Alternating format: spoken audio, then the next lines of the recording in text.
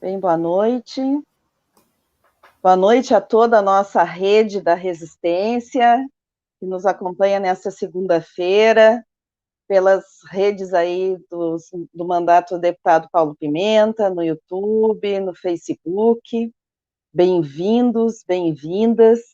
Estamos hoje com dois convidados muito especiais, estreando esse novo programa aqui da Rede da Resistência, viu? Fiz questão de convidá-los para essa estreia. Estamos iniciando um programa que se chama Múltiplas, né? Uma ideia de múltiplas ideias, múltiplas iniciativas, múltiplas ações e múltiplas protagonistas, né, também, desse nosso processo da luta por democracia no nosso país, na luta por direitos. E hoje o Múltiplas, então, está recebendo dois convidados muito especiais, dois amigos queridos, e que é o professor José Carlos Moreira, né, professor universitário do Direito da PUC do Rio Grande do Sul, e o professor José Carlos, o Zeca, também já foi vice-presidente da Comissão Nacional de Anistia, tem uma militância importante nesta área dos direitos humanos, na construção aí dos direitos humanos a partir do direito. E o Zeca, ele também se destacou nesse último período, neste processo da chamada resistência jurídica. Desde o golpe de 2016, tem participado ativamente de diferentes espaços que trabalham aí com uma visão de defesa do Estado Democrático de Direito no nosso país. E a minha querida Tânia Oliveira, a Tânia também é advogada, também uma militante, uma ativista desta área do direito, da defesa do Estado Democrático de Direito no Brasil, uma das fundadoras da BJD, que é a Associação Brasileira de Juristas pela Democracia, o Zeca também foi um dos fundadores, e também integram um coletivo que foi muito importante, que foi o coletivo que organizou o livro Comentários sobre uma sentença anunciada sobre o caso do ex-presidente Lula. Então, hoje, o nosso tema é um debate sobre os próximos passos para a efetivação da justiça para o presidente Lula. E eu achei que era muito importante convidá-los, porque naquele dia 9 de março, quando o Fachin anunciou ali a anulação de todos os processos do presidente Lula oriundos da Lava Jato, muitas cenas me vieram assim à mente, né? Muitas memórias, muitas lembranças do nosso ativismo político, da nossa resistência nas ruas, né? Lembro bastante de todo esse período do Pimenta, assim, na linha de frente da resistência, desde o golpe contra a presidenta Dilma até a resistência à prisão do presidente Lula e a defesa do seu direito de ser candidato. Lembrei as diferentes frentes de movimentos e lembrei também da nossa resistência jurídica, né? E vocês dois foram duas figuras muito importantes nesse processo. Vocês estiveram comigo naquela construção daquele ato importante de juristas em janeiro de 2018 em Porto Alegre, né? Ajudaram a construir esse capítulo importante de resistência. Então, bem-vindos, Tânia e Zeca. Podia começar aí pelo Zeca. Queria que tu falasse um pouquinho, Zeca, este dia 9 de março, depois do dia 10 do pronunciamento do presidente Lula, tu que estava aí nesse fronte, está ainda, como é que é sentir que aquela resistência jurídica ela começa a colher frutos, enfim, com relação a uma justiça para Lula no Brasil? Bem-vindo, boa noite. Boa noite, Miziara. Boa noite, Tânia. É sempre um prazer poder estar com vocês em qualquer espaço, em qualquer frente. Quero também cumprimentar o deputado Paulo Pimenta. Alô, você está me ouvindo, Miziara? Tá.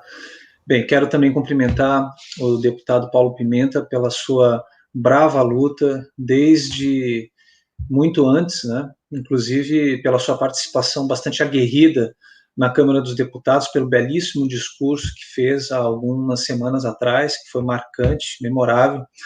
E quando veio a notícia eu estava dando aula a tarde inteira e tinha acabado de sair de uma aula de mais de 4 horas de duração, através das vias remotas, e a minha mulher me disse, já está sabendo da notícia? Aí eu, que notícia?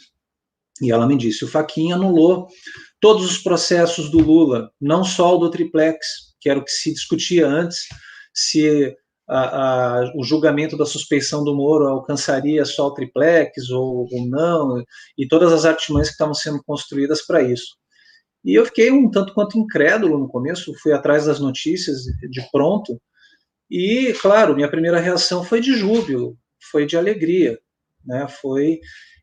Eu sinceramente não esperava que fosse ter algum tipo de fato como este tão próximo, né, da violação que significou para o presidente Lula a Operação Lava Jato, né, e que se acumulou com a violação do mandato legítimo da presidenta Dilma Rousseff, com o impeachment fraudulento que aconteceu em 2016. Então, minha primeira reação foi de empolgação, não vou negar isso, eu fiquei eufórico, de fato. Num segundo momento, aí acalmou, né, eu fiquei um pouco mais calmo e a gente já está gato escaldado nesse país, nós vivemos uma sucessão de golpes e de situações insólitas que alguns anos atrás jamais imaginaríamos que poderia acontecer. Da noite para o dia, colegas, professores, né, de modo geral do meio acadêmico, que faziam a pose de grandes democratas e defensor do Estado Democrático de Direito, sem a menor cerimônia, começaram a chancelar e dizer que era normal, tratamentos absolutamente autoritários, excepcionais, né, estabelecendo um verdadeiro juízo de exceção em plena democracia. Então, isso, de fato, é algo que desmascarou um pouco algumas ideias que nós tínhamos sobre quem as pessoas eram e até onde ia o compromisso delas com a democracia.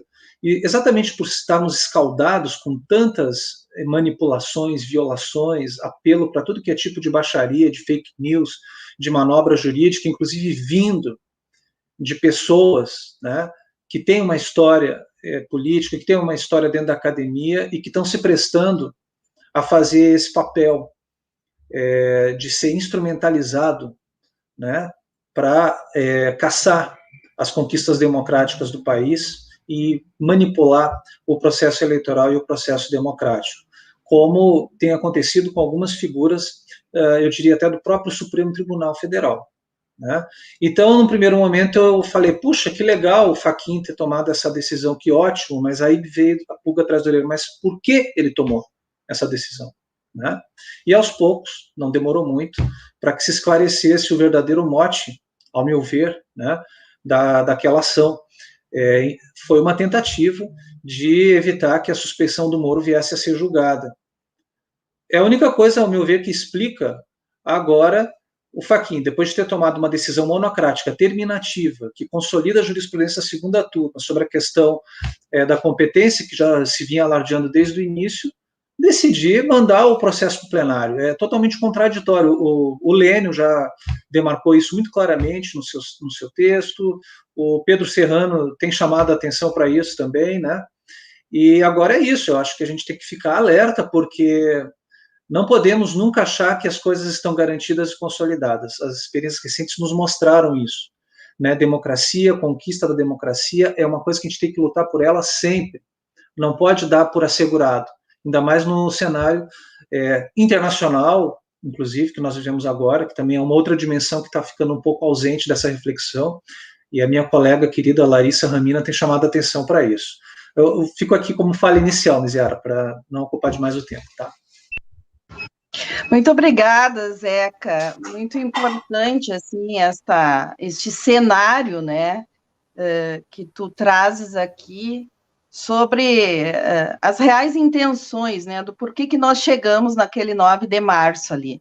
Mas, Tânia Oliveira, da BJD, fala um pouquinho aí sobre esse momento da resistência jurídica que nos trouxe até aqui e deste momento aí que estamos com Lula elegível e a um passo do debate da suspensão do Moro. Tá, vou tentar aqui controlar o tempo para... Bom, boa noite, Miziara. Boa noite, professor José Carlos Moreira, meu querido amigo Zeca. Boa noite aos que nos acompanham aqui na Rede da Democracia. Boa noite ao deputado Paulo Pimenta, grande combatente dessa causa, dessa luta. Eu queria só fazer um preâmbulo, assim, o livro Comentários a uma Sentença Anunciada foi, na verdade, o primeiro livro de uma série que se seguiram a ele, né? Nós tivemos em seguida o livro Comentários a um Acordo Anunciado sobre o julgamento no TRF4, isso da organização dos queridos Carol Proner, Gisele Citadino, Gisele Ricobon e João Ricardo Dornelles.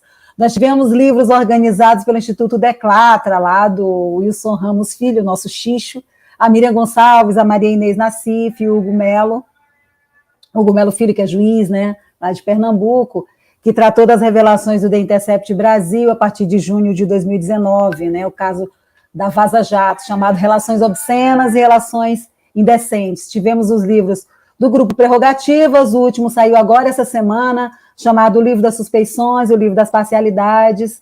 Teve o pessoal da Anfipea, que é o Sindicato dos Servidores do IPEA, que está organizando uma coletânea de artigos, e eu tive a honra de ser a autora do número 7 agora da coletânea Pílulas de Bom Senso, que é justamente sobre a Lava Jato. Por que eu estou citando? Porque todas essas iniciativas, e obviamente existem outras, mas cito essas que são de profissionais, professores, intelectuais, que dedicaram o seu tempo mesmo em prol de uma militância orgânica para desmascarar essa grande farsa chamada Operação Lava Jato. Eu escrevi em alguns desses livros, mas queria aproveitar para render minhas mais sinceras homenagens e gratidão aos organizadores dessas obras. Lembrando de novo que existem outras. Mas não é possível falar em resistência jurídica sem fazer o reconhecimento dessas pessoas aqui citadas de organização. Bom, gente, desde o começo da Operação Lava Jato, a defesa do ex-presidente Lula apresentou todos os recursos em todas as instâncias dentro do Poder Judiciário. No TRF4, no Superior Tribunal de Justiça, e no Supremo Tribunal Federal, além dos recursos propriamente dito nas ações penais, a defesa do ex-presidente Lula entrou com várias habeas corpus e algumas reclamações constitucionais. Os habeas corpus, né, que são as ações judiciais que têm o objetivo de proteger o direito de liberdade de locomoção por ameaça ou abuso de poder, é o que diz o texto constitucional. A defesa do ex-presidente Lula entrou no Supremo Tribunal Federal para demarcar o que seriam as nulidades, né, as exceções de nulidades nas ações penais discutidas lá embaixo. Então, o ministro Edson Fachin é o relator da Operação Lava Jato no Supremo Tribunal Federal, então todos os processos vão para ele relatar. O habeas corpus 193726, em que o ministro Fachin decidiu na segunda-feira, dia 8 de março, é o habeas corpus em que a defesa do ex-presidente alegava a incompetência da 13ª Vara para julgar o ex-presidente Lula. E interessante é que a decisão foi absolutamente correta, já que o próprio Supremo Tribunal já havia decidido desde 2016 que a 13ª Vara de Curitiba somente tinha competência para julgar os casos que tinham relação da Lava Jato com a Petrobras, dentro da Lava Jato com a Petrobras, que não é o caso das acusações fajutas que recaem sobre o ex-presidente Lula. Mesmo assim, as ações prosseguiram. Então, quando o Fachin decidiu que Moro era incompetente, o Zeca já adiantou isso de forma muito competente, para usar o termo aqui jurídico, ele, na verdade, estava fazendo uma proteção ao próprio Moro e à Operação Lava Jato para impedir que a segunda turma continuasse o julgamento do habeas corpus de suspeição, que já estava em andamento na segunda turma, estava com vista com o ministro Gilmar Mendes, hoje presidente da turma, mas com vista com o ministro Gilmar Mendes desde dia 4 de dezembro de 2018. Esse habeas corpus de suspeição, a defesa do ex-presidente Lula entrou no momento em que Moro aceita o cargo de ministro da Justiça de Jair Bolsonaro. Então, esse momento de aceitação dele, na verdade, teve a intenção de proteger o Sérgio Moro e proteger a Operação Lava Jato. Factualmente, nós acompanhamos o julgamento na turma, está 2-2 por enquanto, falta o ministro Cássio votar, ele pediu vista, a ministra Carmen sinalizou que vai votar novamente, porque ela votou lá em dezembro, né? Ela votou seguindo o relator Fachin pelo não conhecimento do habeas corpus, mas ela já disse que vai votar novamente. Então, só para concluir essa primeira fala, na atual situação a respeito desse habeas corpus, que eu acho que a gente vai continuar o debate, o Ministério Público entrou com agravo regimental e a defesa também. o Ministério Público Federal entrou com o agravo regimental pedindo a revisão da decisão, mas não pediu mudança nem para encaminhar para lugar nenhum. E a defesa pediu, obviamente, a manutenção da decisão, ressalvando a não extinção do habeas corpus de suspeição, nem de todos os outros, que o Fachin determinou na mesma decisão. Ele rejeitou ambos os recursos, mas mudou de ideia pela segunda vez e avocou o plenário para discutir. Esse o estado da nossa arte. Para iniciar, porque aí a gente vai fazendo o debate aos poucos, essas são minhas primeiras palavras. A gente vai discutindo aí essa confusão dentro do Supremo. Obrigada, Mise. Obrigada, Tânia. Temos uma audiência bem diversificada aqui hoje. Temos a Irene Nunes, que está nos acompanhando lá dos Estados Unidos. Temos a querida amiga Sônia Reguiri, que acompanha de Porto Alegre. Tem o pessoal nos acompanhando de Curitiba, de São Paulo, Fortaleza, de Cacequi, de Passo Fundo, do interior do nosso Rio Grande do Sul.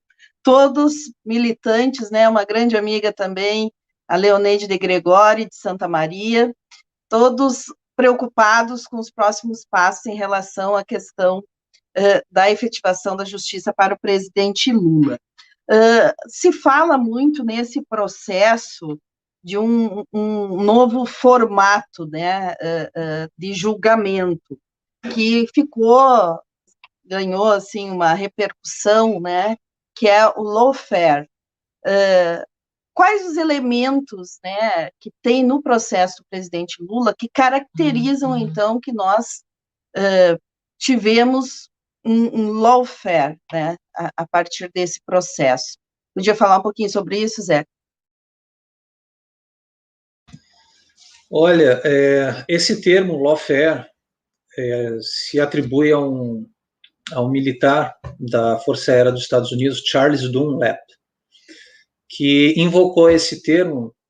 Olha só, a lógica é a seguinte: na visão dele e de outras pessoas que o apoiam lá nos Estados Unidos, enfim, a litigância estratégica que acontece no campo do Sistema Interamericano de Direitos Humanos, impondo o reconhecimento de conquistas e de direitos e contrariando os interesses de grupos poderosos e interesses de boa parte desses grupos no governo dos Estados Unidos, acendeu uma luz vermelha para esse militar da Força Aérea dos Estados Unidos.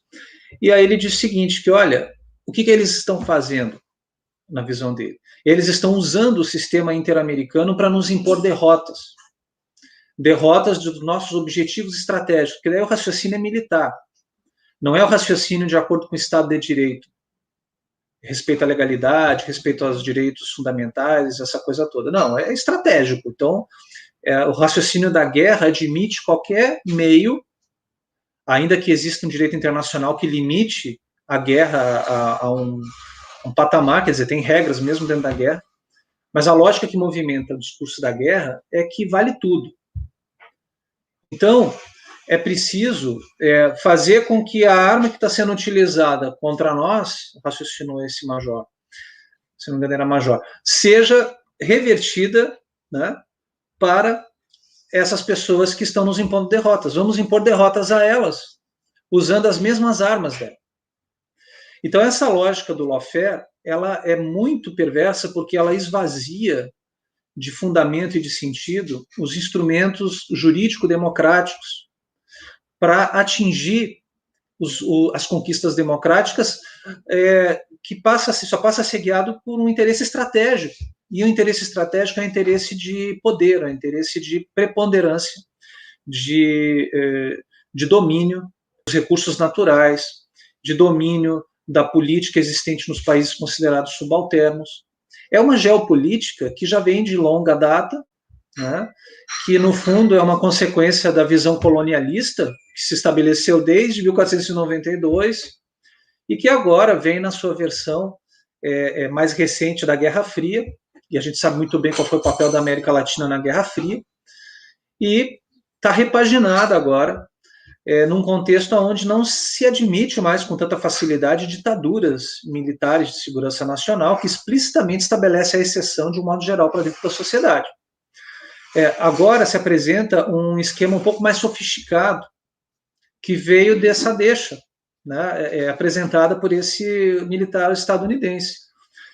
Quer dizer, é muito perverso isso, porque você esvazia de sentido os instrumentos jurídicos que são considerados democráticos. Esvazia de sentido também mecanismos políticos conduzidos por orientação jurídica em relação a como funciona a democracia, a como o parlamento deve ser tratado, a como a política deve ser vista.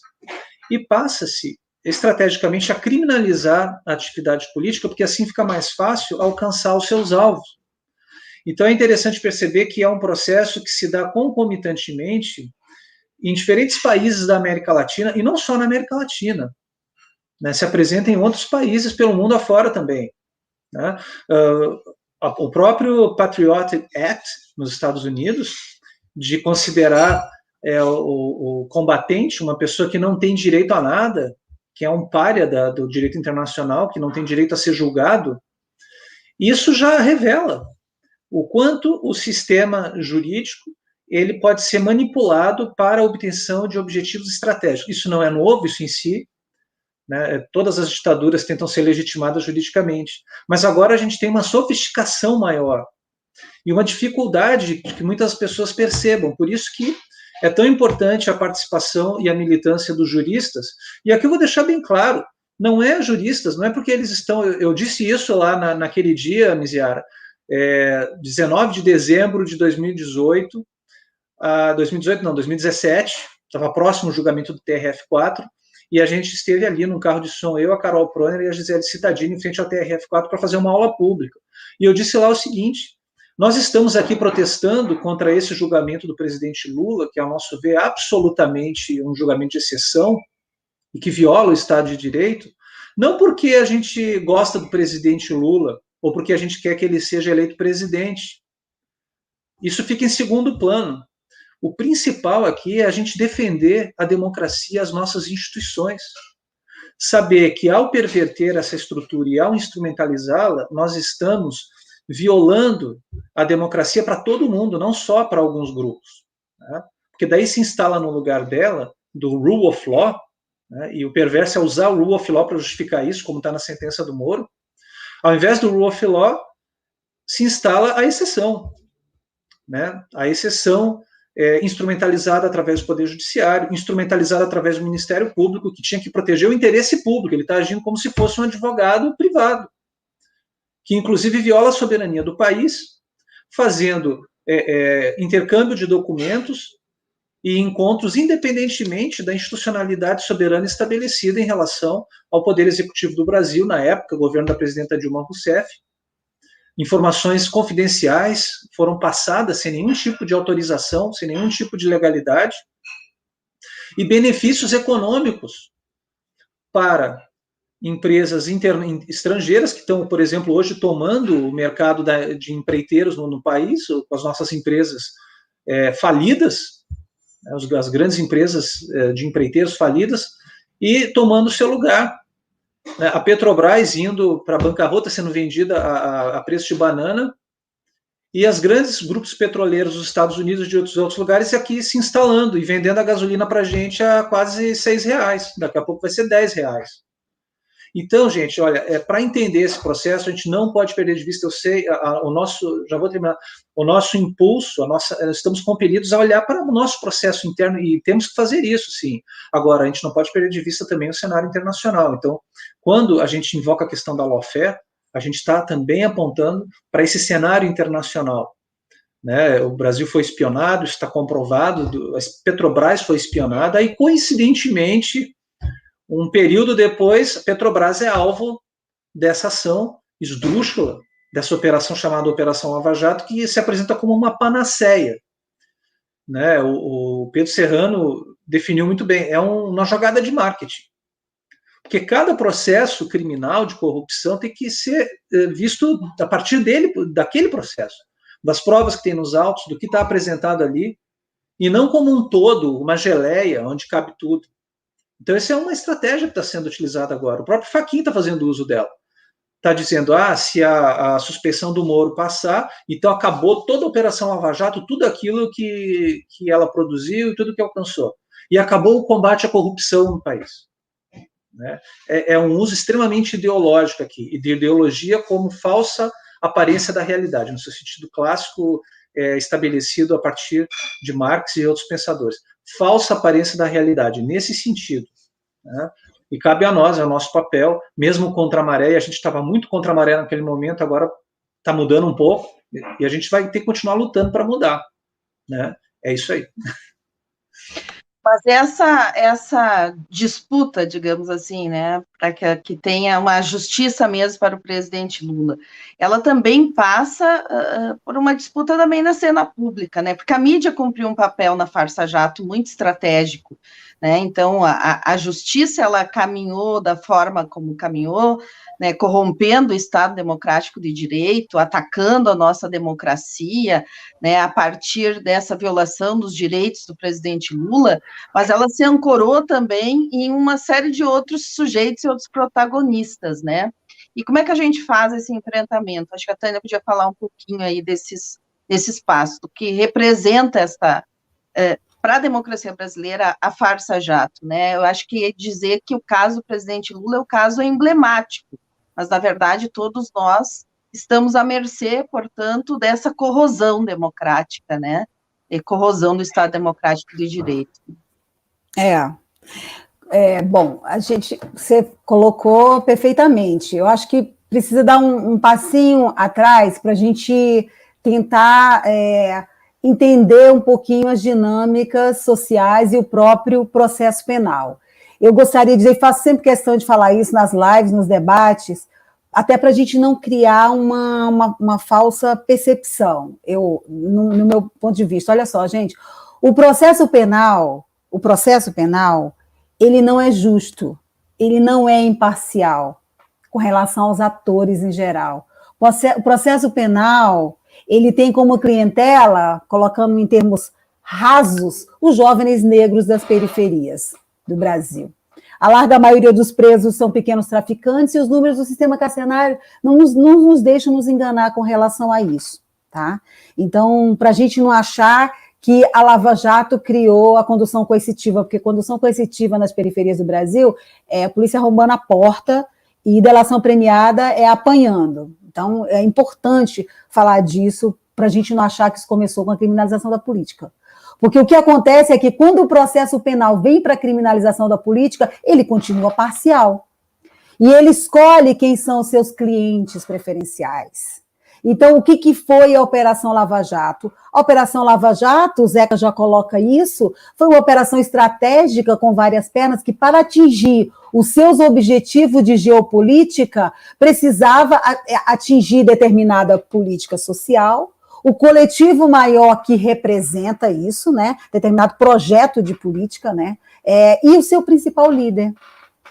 Então, a Lava Jato foi uma grande encenação montada para atingir determinados objetivos, né, de algumas ordens, inclusive essa questão dos interesses internacionais está muito claro que está no centro disso, e montada estrategicamente, então, para atingir esses objetivos, afetando aqueles que seriam óbices a eles.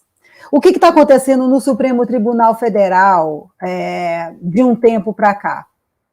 O que está acontecendo no Supremo Tribunal Federal é uma disputa intestina entre representantes do sistema de justiça que tem visões diferentes, né? E alguns que conseguem enxergar o que foi e o que é, porque antes não conseguiam, né? E finalmente, o que é a Operação Lava Jato, e se colocam contrária à Operação Lava Jato nesse sentido, em defesa do nosso texto constitucional, em defesa dos princípios do devido processo legal constitucional, e os que ainda pretendem salvar a Operação Lava Jato, que ao fim e ao cabo significa salvar a si mesmos. Veja só, se eu tenho que reconhecer, depois de 4 anos, uma coisa que já foi alegada lá atrás, sabendo que aquele juízo não era competente, se eu preciso desse artifício para salvar, porque eu estou querendo salvar a mim mesmo, sabe, também, dentro desse circo aí. Então, assim, a única resposta, Miziara, para a questão que você coloca, porque, óbvio, você também já colocou, a imprensa, e o próprio Moro disse isso em audiência no Senado, nada que aconteça, a Operação Lava Jato não seria possível sem a contribuição, sem a parceria, sem a atuação ferrenha dos grandes meios de comunicação. E a gente tem um caso, inclusive, que é emblemático, que foi revelado nas próprias conversas, né, a atuação do Vladimir, esqueci o sobrenome dele, mas é o filho da Miriam Leitão, vou assumir que é Vladimir Leitão, que publicou o livro com a biografia do Moro, depois venderia os direitos, ganhou muito dinheiro com isso, vendeu os direitos para aquela série, O Mecanismo, do José Padilha, na Netflix.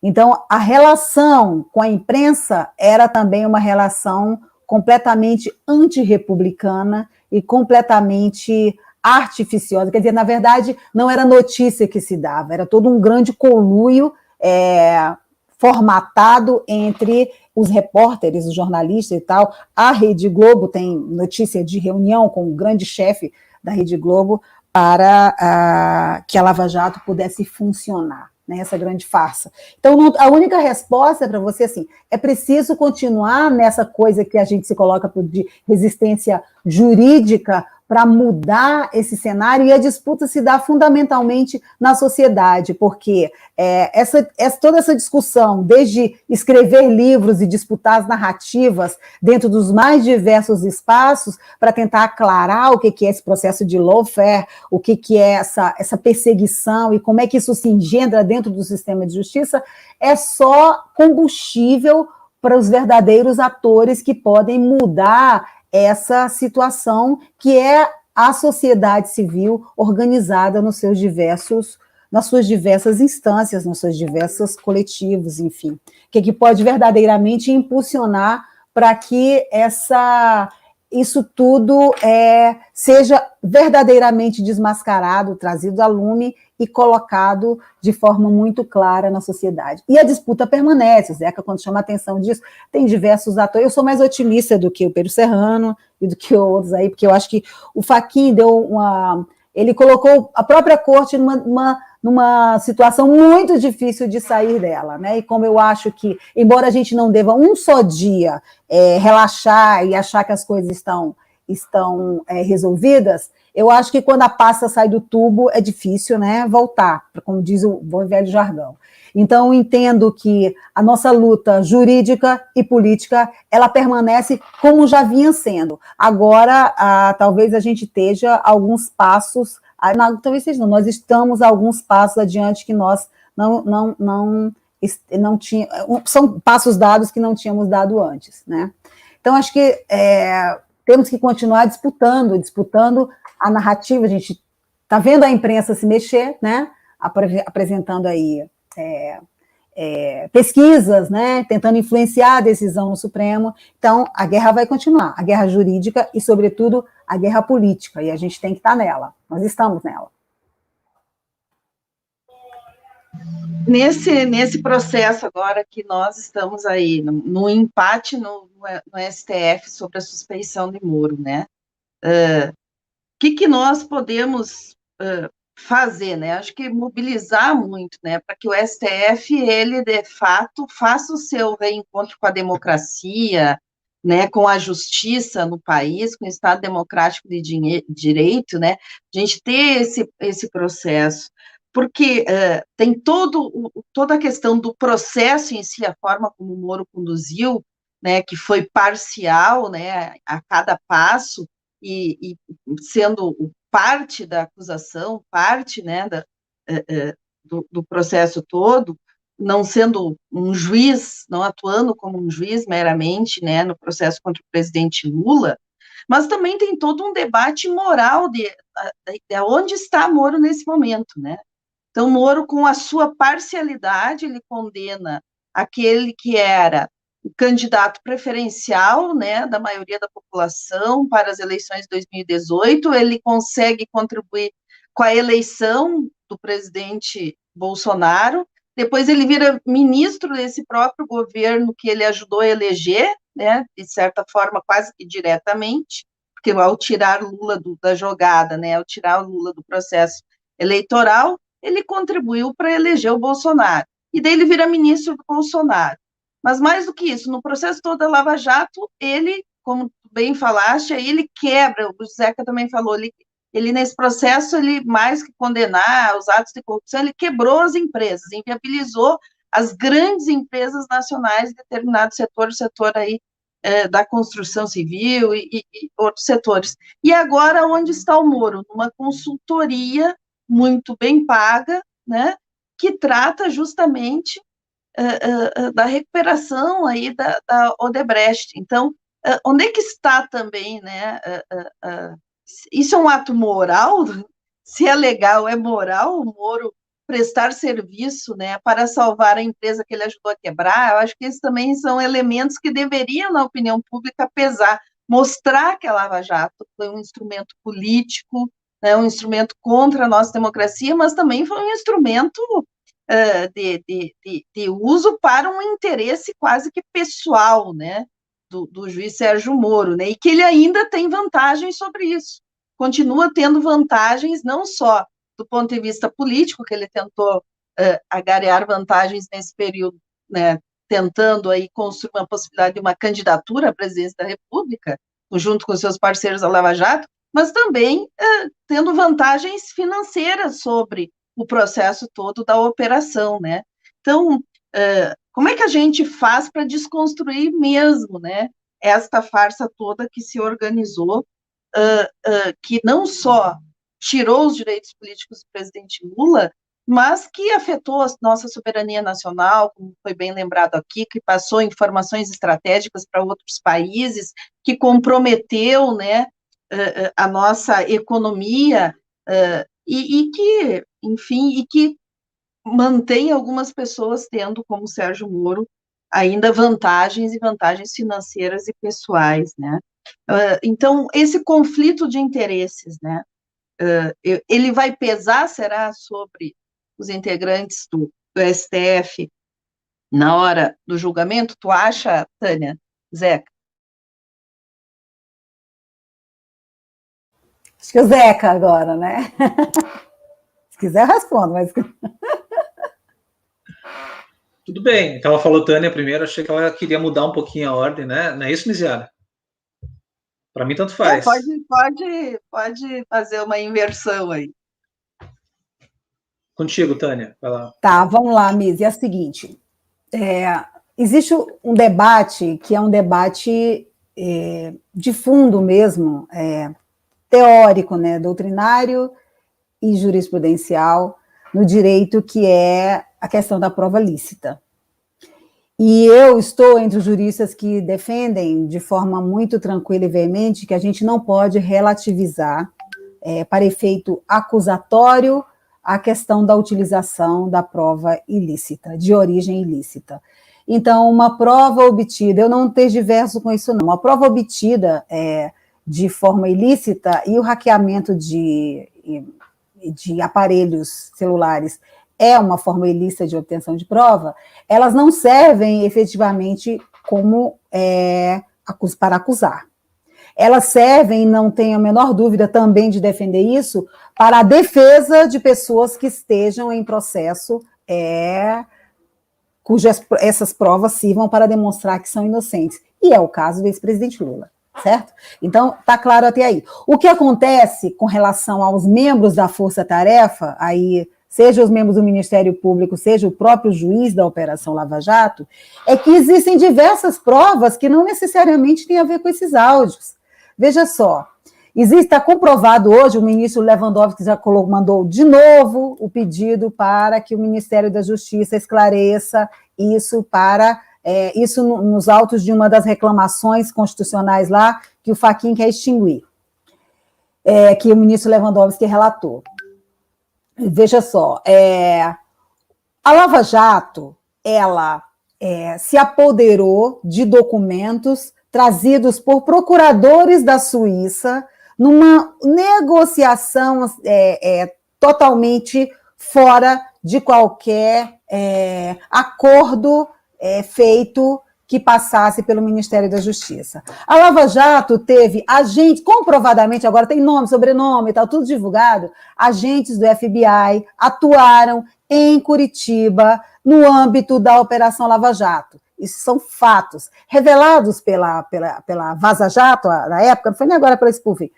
Sim, contudo, existe uma coisa que é muito interessante. Você pega os acordos de colaboração, e o da Odebrecht está aí para não deixar a gente se enganar ou mentir aqui numa live, está lá claramente a discussão da participação de agentes suíços e norte-americanos. O que acontece é o seguinte, para haver atuação de agentes estrangeiros aqui no Brasil, é preciso haver uma coisa chamada Acordo de Cooperação em Matéria Penal, que é um acordo bilateral, que existe uma lei, um decreto que foi aprovado pelo Congresso Nacional, que diz o seguinte, no caso do acordo Brasil-Estados Unidos, por exemplo, que existem duas autoridades centrais. Um é o Departamento de Justiça norte-americano, do lado de lá, e aqui é o chamado Ministério da Justiça. Nós tivemos aí, passou pelo Ministério da Justiça, quando a Operação Lava Jato começou, era o ministro Eduardo Cardoso, depois nós tivemos o Alexandre Moraes, né? Por fim, nós temos aí os ministros do governo Bolsonaro. Não existe nenhum acordo bilateral de cooperação em matéria penal que tenha passado pela autoridade central chamada Ministério da Justiça. Isso está óbvio. E isso independe de áudio, de degravação, isso independe, sabe por quê? Porque eles constam no acordo de colaboração premiada, eles constam formalmente. E como é que eles chegaram a atuar em acordo de colaboração premiada? Como é que foi mesmo essa história de pegar dinheiro lá nos Estados Unidos, da Odebrecht, fazer toda essa gambiarra que eles fizeram? Porque eles fizeram de forma ilegal. E essa ilegalidade independe de áudios, depende. Como essa, existem várias ilegalidades. E eles podem, sim, por conta das ilegalidades que independem do recolhimento de prova ilícita, serem enquadrados administrativa e penalmente. É isso que a gente tem que investir e tem que colocar adiante, porque nós não temos órgãos de fiscalização, né? O CNJ e o CNMP são o que restou da emenda constitucional da reforma do judiciário para inglês ver. Então, não adianta ficar discutindo isso nessas esferas supostamente de controle externo. Isso no caso dos procuradores, que Moro nem juiz é mais, então o CNJ já sabe que diz que não tem absolutamente nada a ver com isso. A gente vai ter que discutir nas instâncias do Poder Judiciário mesmo, até porque, nesse caso, são crimes também, né? Não são meras questões administrativas. Acho que é importante isso que tu traz, Tânia, para esse nosso diálogo aqui, porque esses operadores do direito se sentiam intocáveis, né? Porque eles deixaram um rastro de provas, né? Sobre todas as ilegalidades cometidas, né? Sobre todos os atos que não tinham guarida, digamos assim, na nossa legislação nacional, né? Não tinham guarida na nossa Constituição, nas nossas leis, no país. Então, acho que isso é importante dizer que tem esse conjunto de provas, né, das ilegalidades cometidas no processo do presidente Lula, que estão para além e são muito mais importantes, como tu bem destacou aqui, do que todos os diálogos que foram vazados aí a partir do The Intercept e outros, né? Então, acho que esses são alguns elementos que a gente precisa destacar, porque às vezes na opinião pública a gente fica muito preso àqueles diálogos, aquilo ali que é o vazamento, né? Que é a vaza-jato. Mas falar um pouco do quanto que no processo eles usaram de expedientes, né? Que eram corriqueiros nos Estados Unidos, que em algum momento até tinham guarida pela legislação americana, mas que não tem nenhuma guarida na nossa legislação. Podia falar um pouquinho sobre isso, Zé? Queria falar uma coisa, viu, Miziara, que não sei se foi um ato falho que você largou aí, que você ia falar que é preciso a gente zelar pelas nossas instituições e pelo Estado democrático de dinheiro, você ia falar. Você ia falar Estado democrático de dinheiro. E é isso aí, gente, entendeu?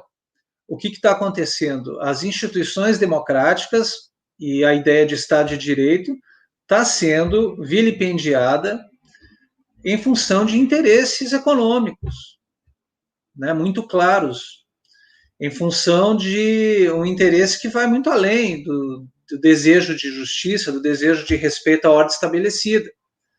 O livro que a gente lançou, e que eu tive a honra de ser um dos autores, e eu quero fazer minhas também todas as homenagens que a Tânia fez aos organizadores, né? E a gente organizou também um lançamento muito bacana desse livro aqui em Porto Alegre, né? Comentários na Sentença Anunciada. Esse livro é uma chave importante para tentar desconstruir um discurso que está sendo posto agora pela Folha de São Paulo, por uma série de jornais. O livro mostra que ele mostra coisas óbvias, sob o ponto de vista formal, como, por exemplo, a questão da competência. Por que de repente, a competência estava errada? Mas isso é óbvio. Então, por que só agora isso foi questionado? E agora a mídia, é verdade, a competência. Né? O livro mostra que a sentença do Moro, no caso do triplex, ela não é só problemática sob o ponto de vista formal, por exemplo, envolvendo a questão da competência do juiz. Ela é uma excrescência sob o ponto de vista jurídico também no seu mérito, também no fato que ela tenta descrever, porque para você imputar a alguém a prática de um crime, você tem que definir muito bem que fato é esse, quando que aconteceu, qual foi o ato que a pessoa praticou, não atos indeterminados. Uma coisa é você discutir se o apartamento foi ou não oferecido ao ex-presidente Lula, se poderia ser dele ou não, se a construtora quis dar de presente ou não para ele. Isso é uma coisa. Outra coisa totalmente diferente é você provar que ele praticou algum ato de corrupção passiva.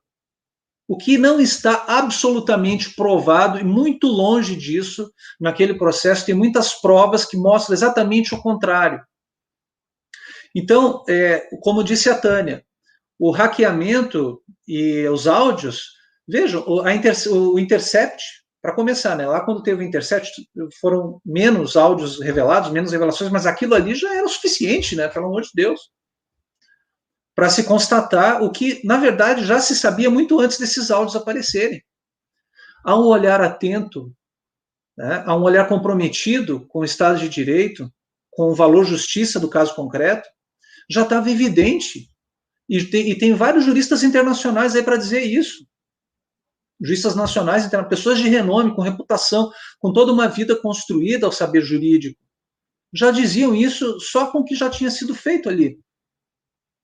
Então, a gente tem que tomar cuidado, porque agora está vindo esse discurso, tá sério, o Moro agiu meio como promotor, acusador, quando ele deveria ter agido como juiz. Mas isso não invalida os fatos que eles apuraram e os crimes que eles estabeleceram. Essa é a jogada. Eu acho que uma das ações de mobilização que a gente tem que construir é desmistificar essa narrativa. A gente dizer, não, nada disso. Aquela denúncia feita por Dallagnol e turma é absolutamente inepta. Né? Aquilo é uma ofensa ao Estado Democrático de Direito.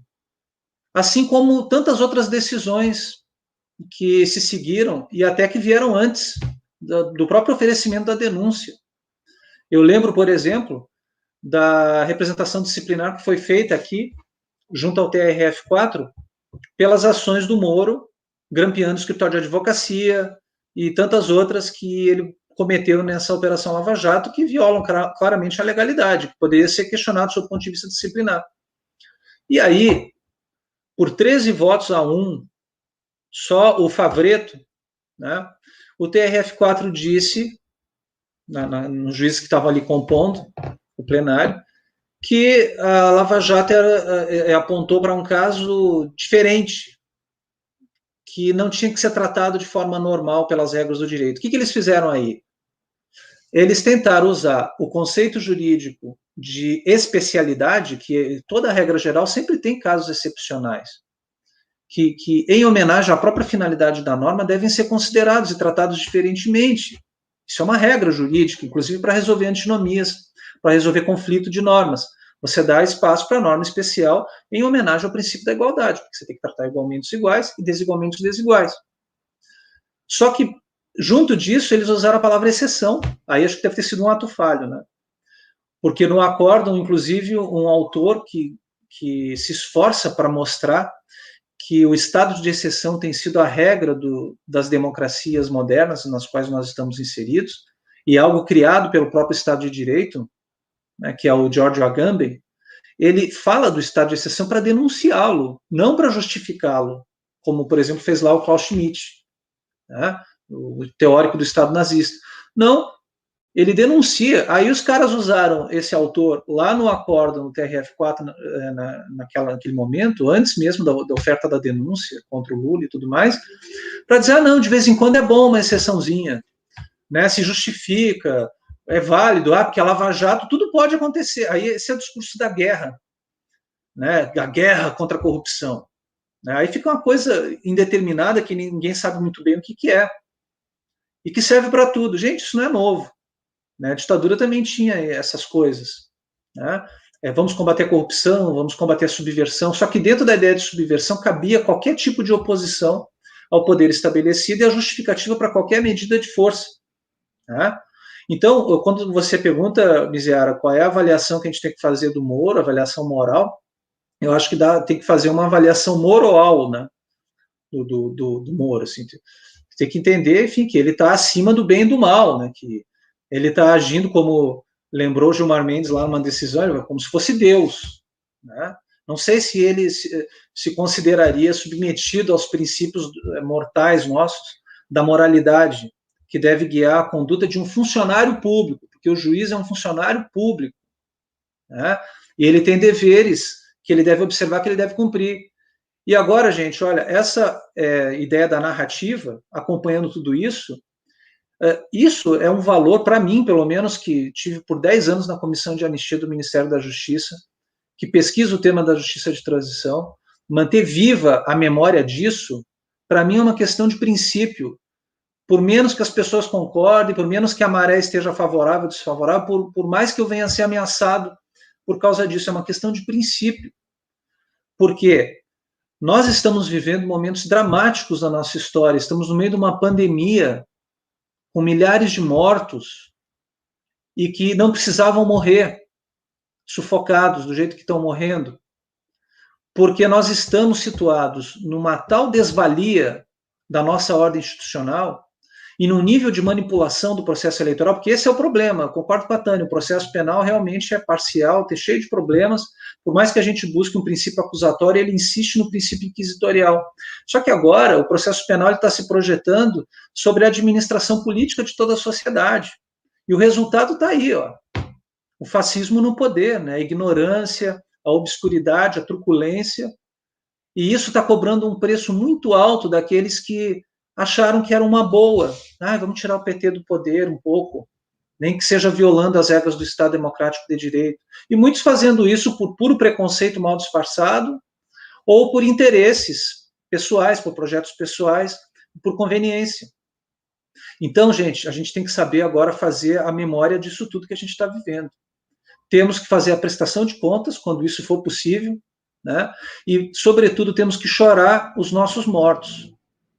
Temos que fazer memorial para essas pessoas que estão morrendo. Temos que fazer o luto como sociedade, um luto que jamais tem sido feito na história do nosso país e que está cobrando um alto preço.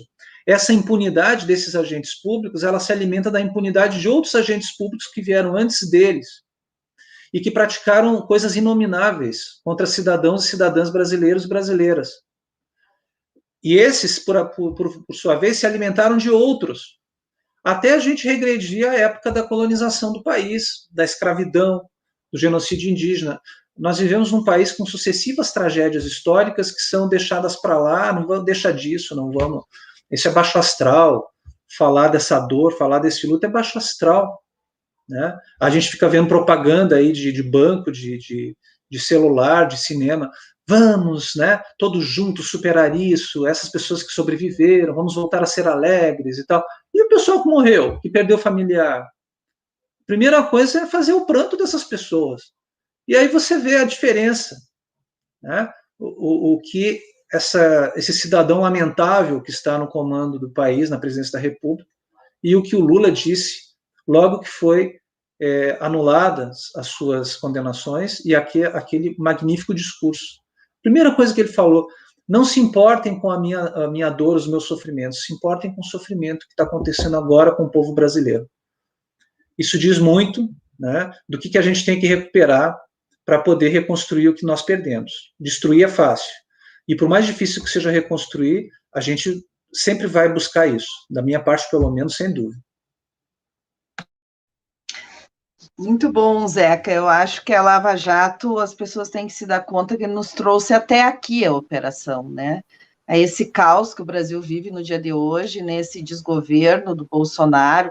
Na verdade, não é um desgoverno, é um governo, né? Tem uma intencionalidade mesmo de gerar este caos, né? De promover a morte, o descaso, né? Eu acho que essa necropolítica que se consolida assim no país, a Lava Jato trouxe o Brasil até aqui, né? Tem suas mãos sujas, né? Com essas mortes todas, com esse descaso todo, com esse caos que nós estamos vivendo e com as crises sanitária e econômica que o nosso povo enfrenta todos os dias. Acho que é muito importante. E eu acho que sobre Lula também nós temos que colocar a máxima que sempre trabalhamos, né? Em relação a outras vítimas do Estado brasileiro, né? Que é o direito à verdade, o direito à reparação, o direito à justiça. Acho que Lula merece isso, né? Ter o direito à verdade, à reparação e à justiça. E que passos, então, nós podemos esperar? Temos a suspensão de Moro, e ela é fundamental para a justiça, para restabelecer a justiça para o presidente Lula, mas teremos, eu acho que, outros passos que vamos ter que colocar aí também em andamento, né? Nós precisamos, sim, acho que é uma marca forte, uma outra narrativa, que é de Lula inocente, né? Assim como nós construímos toda uma narrativa sobre o Lula livre, nós precisamos disputar também, a partir dessas diferentes frentes, né, na nossa sociedade, uma narrativa sobre Lula inocente, mostrar, né, a manipulação desse processo, as provas das ilegalidades do processo, e mostrar que o presidente Lula, né, sempre foi inocente e foi fruto de uma perseguição e uma determinação assim de perseguição política mesmo, né? Então, os próximos passos, contigo, Tânia. Eu acho que, como a gente está sempre andando, os próximos passos, eles vêm sendo dados, né? Eu também estou lá na executiva do Comitê Lula Livre, a gente está numa campanha que, inclusive, está muito bacana, pedindo para o Supremo Tribunal Federal julgar o habeas corpus de suspeição do Sérgio Moro. Muitos artistas, muitas pessoas, muitos políticos, né, dos mais diversos partidos, inclusive das mais diversas concepções políticas, mas que entendem que a Lava Jato não tomou o caminho da democracia, que Moro é um juiz suspeito. Então, a campanha pelo julgamento, ela tem sido muito bacana, existem vários passos sendo dados, inclusive, eu estou falando até do executivo do Comitê Lula Livre, que eu participo do comitê, inclusive pela BJD. Eu acho que vocês já colocaram de forma muito, muito precisa, né, gente? A Lava Jato elegeu Jair Bolsonaro, Moro elegeu Bolsonaro, e hoje em dia que eles romperam por suas vaidades respectivas, né, não podemos deixar a sociedade esquecer disso. Como disse a Rosângela Moro, Bolsonaro e Moro são a mesma pessoa. Acho que, embora hoje essa pessoa esteja dividida aí em dois, mas eles são a mesma pessoa. Nós temos que lutar ao mesmo tempo para retirar esse genocida do poder e nunca deixar de lembrar quem foi fundamental para colocá-lo lá. Então, a luta no Supremo, falando próximos passos que eu digo que estão sendo dados, que o caminho continua, no Supremo Tribunal Federal, é para que o julgamento de suspeição do Sérgio Moro na segunda turma se conclua. Porque o ministro Edson Fachin, na sua sanha de tentar proteger a Lava Jato e salvar Moro, ele criou uma situação completamente bizarra, né? Uma situação jurídica completamente insustentável. Ele remete um habeas corpus para o plenário do Supremo Tribunal Federal, quando sequer deveria, se ele deu uma decisão de mérito, não é uma liminar, ele sequer deveria encaminhar para qualquer coletivo, mas remete para o plenário do Supremo Tribunal Federal, quando existe um outro habeas corpus que está em discussão na segunda turma. E aí, a discussão, para colocar assim, bem dentro do juridiquês, assim, não existe hierarquia, é muito importante entender isso, gente, porque algumas pessoas, claro, direito é chato de entender, processo penal é muito chato de entender. Não existe hierarquia entre turma e plenário, tá? Não existe mesmo. Existem competências distintas previstas no regimento do Supremo Tribunal Federal. O plenário não é superior às turmas. O que o plenário eventualmente pode analisar é quando há choque de decisão entre turmas. Mas o plenário da segunda turma é um plenário soberano. E o plenário do pleno do tribunal é um plenário soberano. Não existe hierarquia. O que acontece quando duas decisões podem efetivamente se chocar? E podem, porque a decisão do Fachin, sendo inteiramente confirmada, extinguiria o habeas corpus de suspeição. E nesse caso, já me perguntaram isso, o que valeria? E eu respondo juridicamente, vale a decisão da turma. Sabe por quê?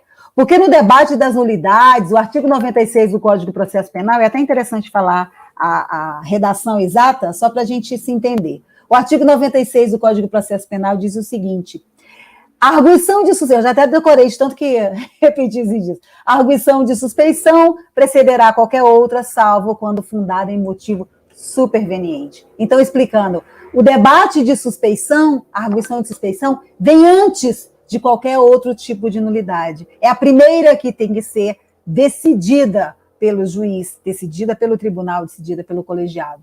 Então, o debate de suspeição vem antes, né? E se o plenário, caso confirme a decisão do Fachin, tem que ressalvar que o habeas corpus de suspeição, e eu acho que nenhum daqueles que foram extintos devem ser extintos, né? Mas tem que ressalvar que o HC de suspeição está em curso na segunda turma, isso caso esse julgamento na segunda turma ainda não tenha sido concluído, né? Então, o Fachin criou uma situação de imensa instabilidade jurídica com essa remessa ao plenário. Nós temos, então, de novo, muita luta jurídica e política pela frente, dentro e fora do Supremo, sobretudo fora do Supremo, para esse debate na sociedade, para que todos entendam toda essa rede, essa teia, né, de armações que foi montado sob o falso nome de investigação criminal. Eu realmente trabalho com o fato de consumado, de que Lula está livre e isso não tem como voltar atrás, e que a gente precisa trabalhar, sim, nisso tenho total acordo com a galera mais preocupada com isso, porque a gente não pode relaxar nem um só dia, né? A luta é para que isso fique sedimentado e sacramentado.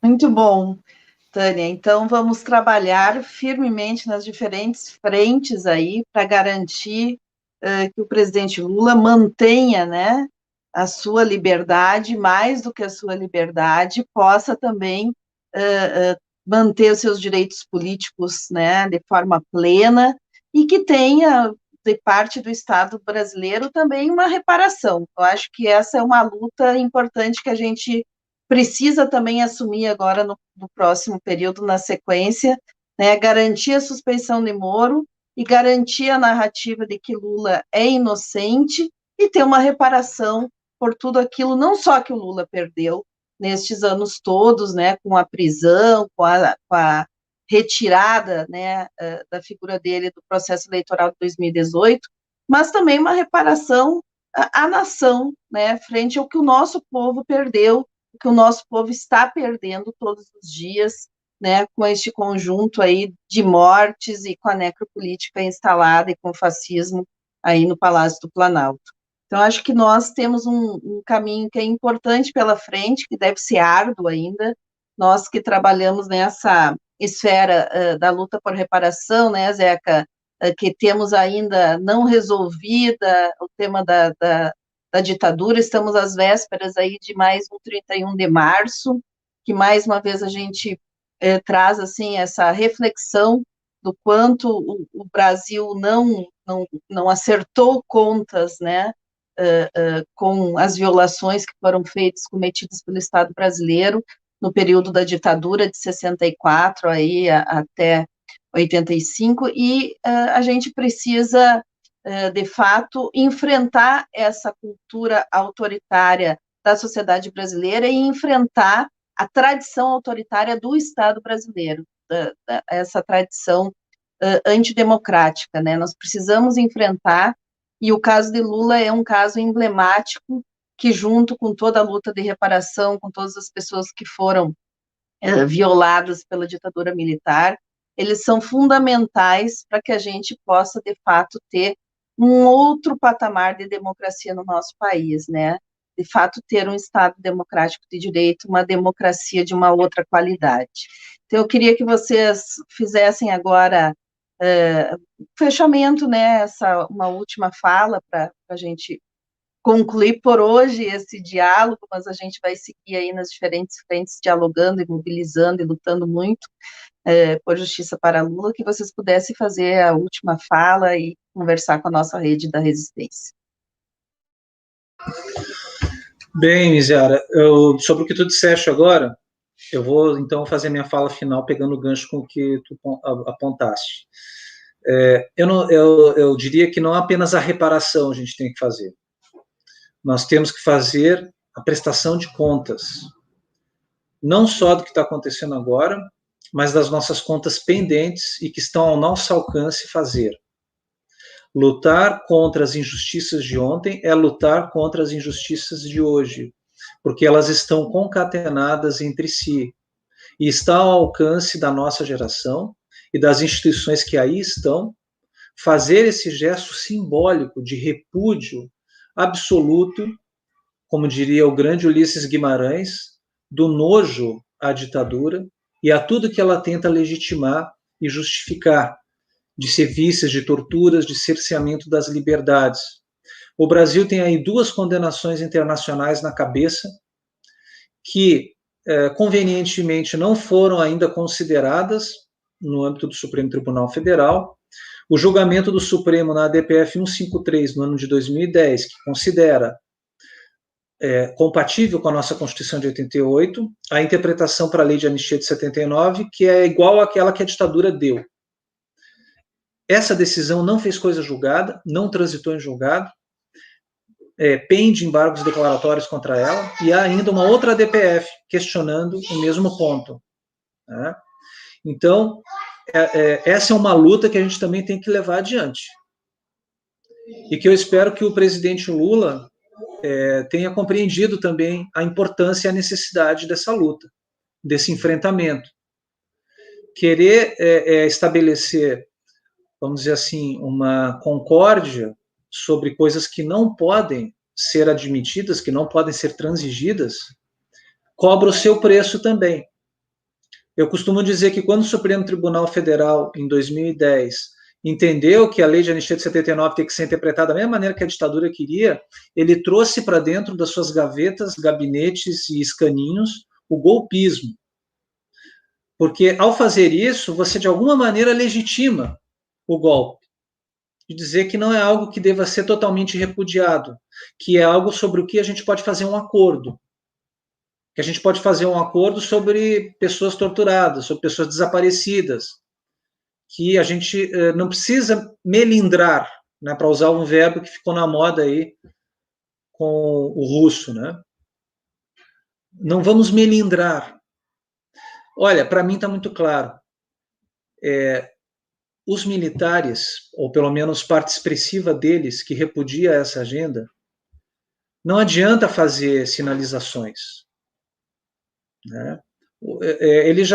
Uma boa parte deles está muito claro aí nas manifestações públicas de uma parcela dos militares, que eu espero sinceramente que não sejam todos, né, que estão aí, de achar que está ótimo a gente celebrar a ditadura militar e o TRF-5 achar que é bacana isso, que pode deixar, tem tudo a ver com a nossa democracia, com o Estado democrático de direito. Se a gente celebra isso, a tortura, a gente vai celebrar também a delação premiada de uma pessoa que está presa com a sua liberdade em jogo e que tem que dizer aquilo que a narrativa da acusação quer que ela diga. No caso do Lula, para mim, isso está muito claro ali com a história do Léo Pinheiro, né? O cara ficou negando, depois de, sei lá, mais de um ano preso, mudou, de repente. Ah, mas cadê as provas? Ah, o Lula mandou queimar.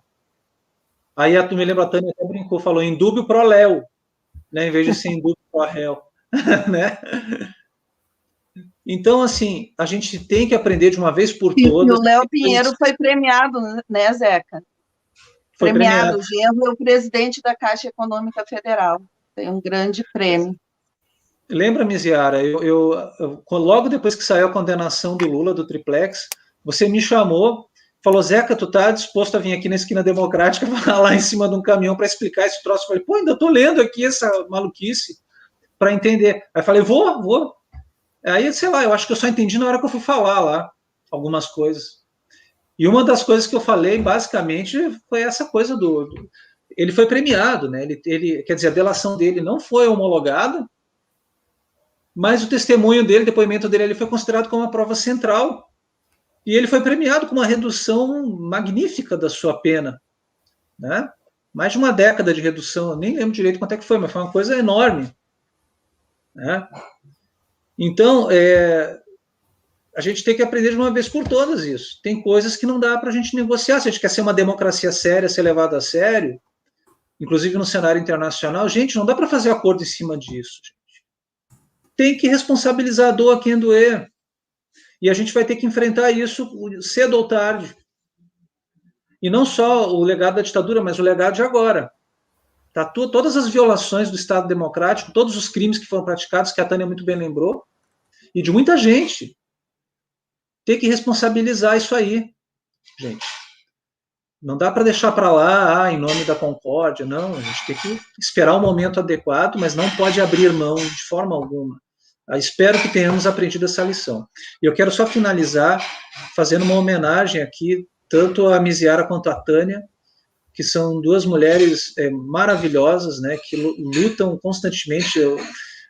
A Miziara, a gente acompanhou aqui em Porto Alegre, né, tantas ações, tantos eventos, tantos momentos juntos nessa luta, e agora mais um.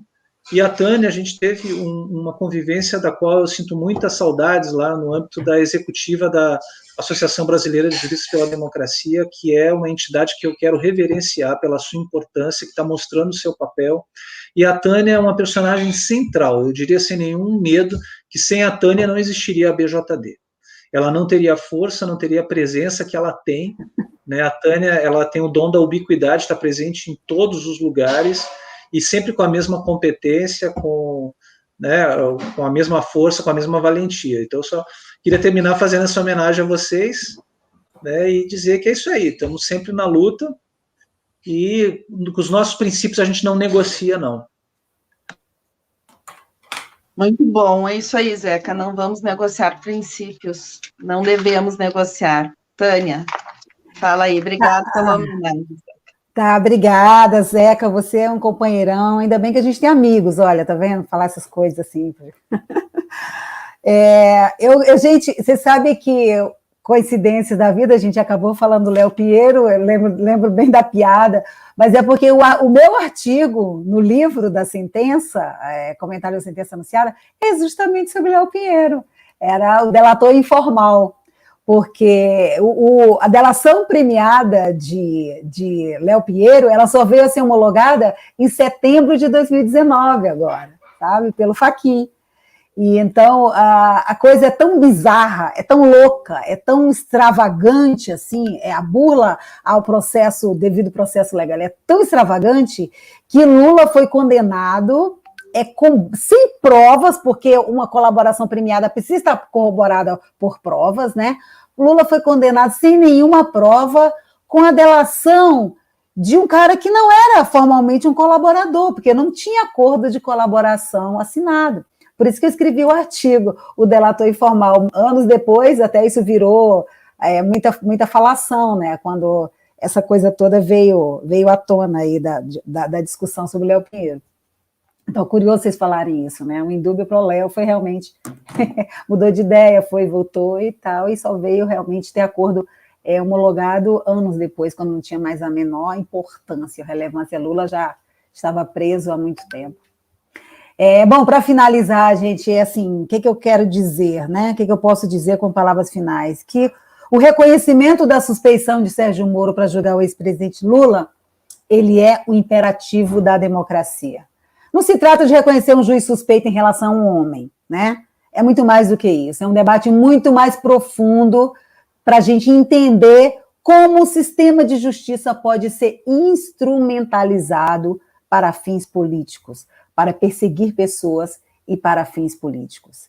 Isso tem, quando o Zeca fala da importância de não conferir validade, não reconhecer processos que não são legítimos, penso muito nisso, né? Eu sempre digo que nós temos que ter um reencontro com o debate, por exemplo, de processo legislativo em normas de controle, sobretudo em normas penais. Eu sempre me preocupei, escrevi muito sobre isso, publiquei um livro sobre isso, e sempre foi a minha preocupação, assim, primeira, não só por atuar dentro do parlamento, mas de perceber como nós nunca entendemos o papel do direito na luta de classes, o papel do sistema de justiça dentro dessa dinâmica de disputa social, e como uma lei pode ser instrumentalizada nesse jogo de poder.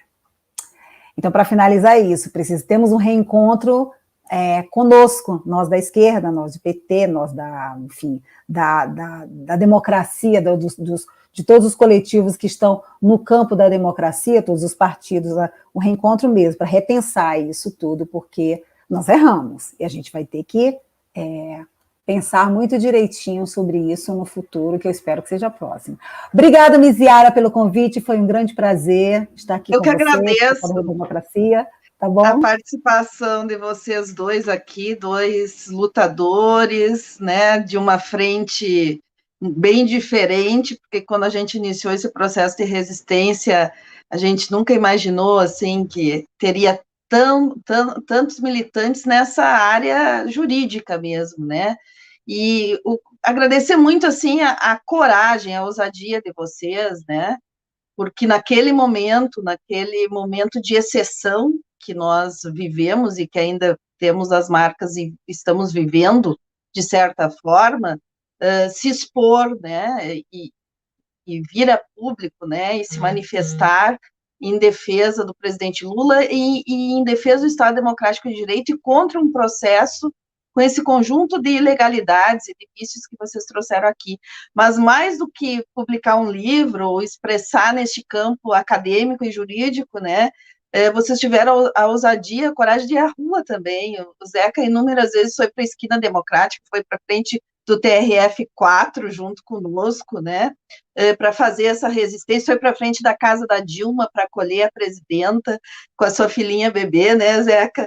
Então, assim, eu não esqueço dessas cenas, eu acho que nós precisamos, sim, pensar nos erros cometidos no último período, e espero que seja breve, que a gente esteja de volta, e que juntos a gente possa ter mais ousadia, se possível, na condução do julgamento destes processos, né, que nós vivemos recentemente na sociedade brasileira. Que a gente, de fato, possa ter um novo pacto democrático no país, que seja um pacto democrático fundado também nos direitos humanos, na garantia dos direitos, né, e que a gente não possa nunca mais ter um pacto democrático que se coloque por cima dos direitos humanos, por cima de vidas e de violações. Então, acho que esse é o que a gente espera aí nesse fechamento de live. Agradeço muito, agradeço a toda a nossa audiência na Rede da Resistência, cada um e cada uma que estiveram aqui conosco, que nos acompanharam, e ao Pimenta por abrir esse espaço aqui para a gente ampliar esse diálogo com a nossa comunidade aí de resistentes, militantes, guerreiros das diferentes frentes. Então, muito obrigada, viu, Zeca e Tânia, estamos juntos. Lula livre, Lula inocente.